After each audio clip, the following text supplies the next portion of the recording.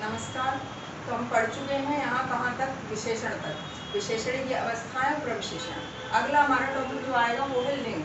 तो लिंग कहें तो छोटा सा टॉपिक है, पुल्लिंग स्त्रीलिंग, लेकिन आजकल उभयलिंग और पूछा जा रहा है। तो उभयलिंग कौन से शब्द हैं, स्त्रीलिंग पुल्लिंग कौन कौन से हैं, इनके अंतर्गत कौन कौन से शब्द और क्या क्या चीज़ें आती हैं, वो सारी चीज़ें आपको बताई जाएंगी। तो लिंग शब्द के जिस रूप से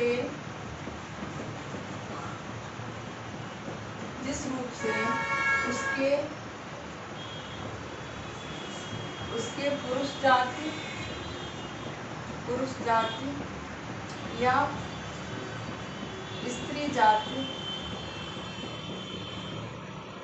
का बोध हो लिंग कहलाती है।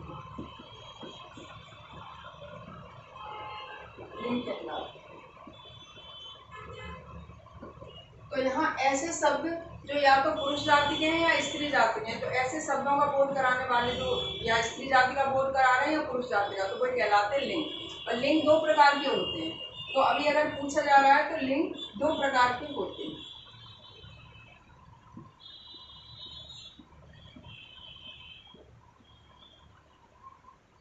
लास्ट में आपको उभयलिंग भी बताया जाएगा। तो पहले हम देख लेते हैं दोनों प्रकार। लिंग दो प्रकार के होते हैं। पहला है पुल्लिंग और दूसरा है स्त्रीलिंग। पुल्लिंग और स्त्रीलिंग। अब हमें देखना है कि पुल्लिंग के अंतर्गत क्या क्या चीजें आती है, स्त्रीलिंग के अंतर्गत क्या क्या चीजें आती है, ये चीजें देखनी है। तो पहला हम ले लेते हैं पुल्लिंग।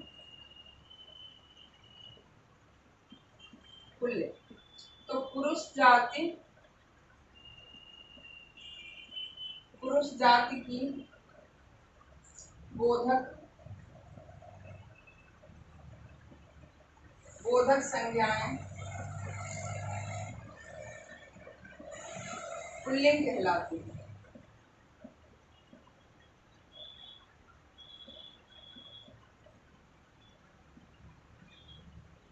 पुरुष जाति की बोधक संज्ञाएं कहलाती हैं पुल्लिंग।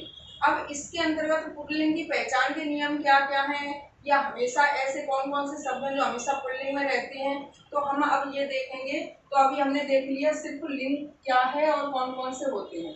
तो देख लें कि लिंग शब्द के जिस रूप से उसके पुरुष जाति या स्त्री जाति होने का बोध हो, तो वे या स्त्री जाति का बोध कराते हैं, वे लिंग कहलाते हैं। लिंग दो प्रकार के होते हैं, पुल्लिंग और स्त्रीलिंग। अब पुल्लिंग शब्द हमने पहले लिया। पुल्लिंग पुरुष जाति की बोधक संज्ञा पुल्लिंग कहलाती है। पुरुष जाति का जो बोध करा रहे हैं, चाहे वे वस्तुएं हैं चाहे वे व्यक्ति हैं, तो वे कहलाती हैं पुल्लिंग। जैसे हमने लिखा पिता, बालक, हाथी, दूध।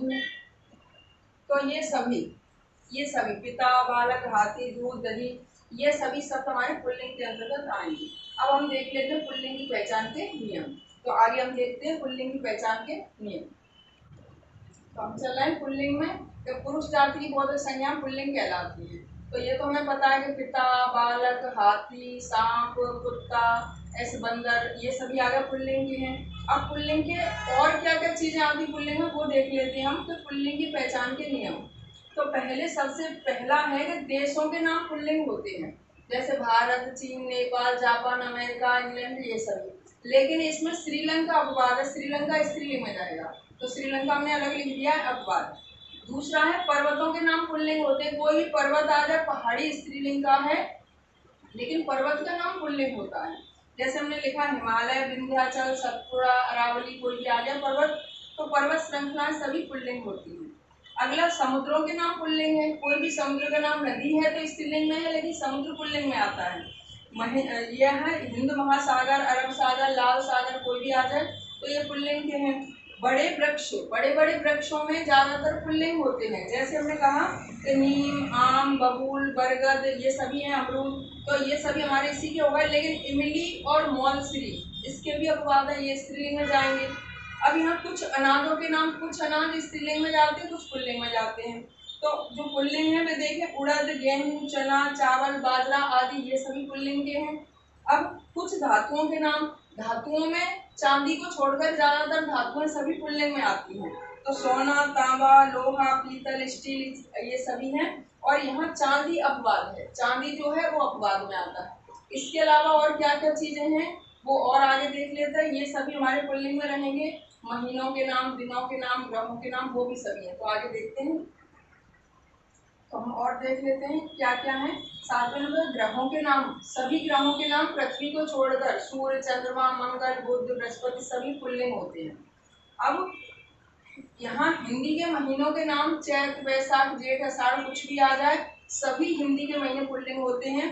दिनों के नाम हिंदी में, इंग्लिश में किसी में भी आ जाए, सभी पुल्लिंग होते हैं। इतवार या रविवार, सोम, मंगल, बुध, गुरु, शुक्र, शनि सभी हिंदी में और इंग्लिश में दोनों ही पुल्लिंग होते हैं। अंग्रेजी महीनों में बस ध्यान रखना है आपको कि जनवरी, फरवरी, मई और जुलाई को छोड़कर, यानी जनवरी, फरवरी, मई, जुलाई ये स्त्रीलिंग के हैं 4, और 8 महीने इसके अलावा जो भी हैं वो सभी पुल्लिंग के हैं। तो हमने लिखा भी है कि जनवरी, फरवरी, मई और जुलाई को छोड़कर सभी महीने पुल्लिंग होते हैं। रत्नों के नाम कुछ पुल्लिंग होते हैं, जैसे हीरा, पन्ना, पुखराज, मोती आदि, ये रत्नों के नाम ही पुल्लिंग हैं। द्रव में दूध, पानी, घी, तेल, दही ये सभी पुल्लिंग में आते हैं आपके। और कुछ शरीर के कुछ अंगों के नाम पुल्लिंग स्त्रीलिंग होते हैं। तो इसमें जैसे हमने कहा माथा या कान या दांत या होठ, हाथ, पैर, घुटना, तो ये सभी पुल्लिंग में आएंगे। अब इसके अलावा जिन शब्दों के अंत में अक प्रत्यय हो, त्व प्रत्यय हो, ना हो, या हो, आपा हो, जैसे हमने कहा नायक, लेखक, गायक, अकक, त्व, गुरुत्व, महत्व, लघुत्व, या फिर या आ गया जिनके अंत में, या आपा आ गया है जिनके अंत में। दान वाले शब्द भी इसी में आते हैं। यहाँ आ गया फूलदान, कमलदान, कलमदान, ये सभी पुल्लिंग हैं। जिनके अंत में वाला, चाय वाला, दूध वाला, फल वाला, सब्जी वाला, या एरा या आदि, ये सभी शब्द जिनके इसमें ये प्रत्यय पीछे आ रहे हैं वे सभी पुल्लिंग में आएंगे। या हमने कहा था अकारांत, इकारांत और उकारांत, जिन शब्दों के अंत में छोटा आ, छोटी ई, छोटा ऊ ये होंगे, वे भी हमारे सभी पुल्लिंग में ही आएंगे। तो ये हो गए हमारे पुल्लिंग शब्दों के। अब हम देखेंगे कि पुल्लिंग में ऐसे कौन से शब्द हैं जो हमेशा पुल्लिंग रहते हैं, तो ये और देख लेते हैं, बाकी फिर देखेंगे स्त्रीलिंग। तो अब हम देख लेते हैं कि ऐसे कुछ शब्द आते हैं जो हमेशा पुल्लिंग में ही रहते हैं, इनका स्त्रीलिंग नहीं बनता है। अब आपने देखा होगा कि उल्लू, उल्लू शब्द का स्त्रीलिंग सुना है कभी? नहीं सुना होगा।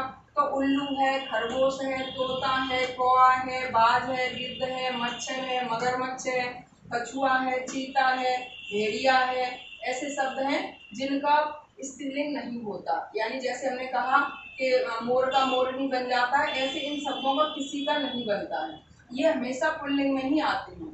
तो हमें बस इतना ध्यान रखना है कि अगर इनमें से कोई भी शब्द है तो ये पुल्लिंग में है और वो हमेशा वाले हैं। बस नोट करके आपको इन शब्दों के आगे क्या करना है कि इन शब्दों के आगे मादा जोड़ा जाता है तब ये स्त्रीलिंग के बनते हैं। कि हमने कहा मच्छर, मच्छर पुल्लिंग का है, हमने कहा मादा मच्छर तो स्त्रीलिंग बनेगा। मच्छर का मच्छरनी नहीं बनता है, कभी भी इसका स्त्रीलिंग नहीं बनेगा, सिर्फ आपको यहाँ मादा जोड़ना पड़ेगा तब ये शब्द हमारे स्त्रीलिंग के बनेंगे। तो ये हमारा आज पुल्लिंग हो गया। अगली वीडियो में आप स्त्रीलिंग और थोड़ी सी पहचान देखेंगे उभयलिंग की। तो यहाँ हो गया ये खत्म, आप देखेंगे अगली वीडियो स्त्रीलिंग की। नमस्कार।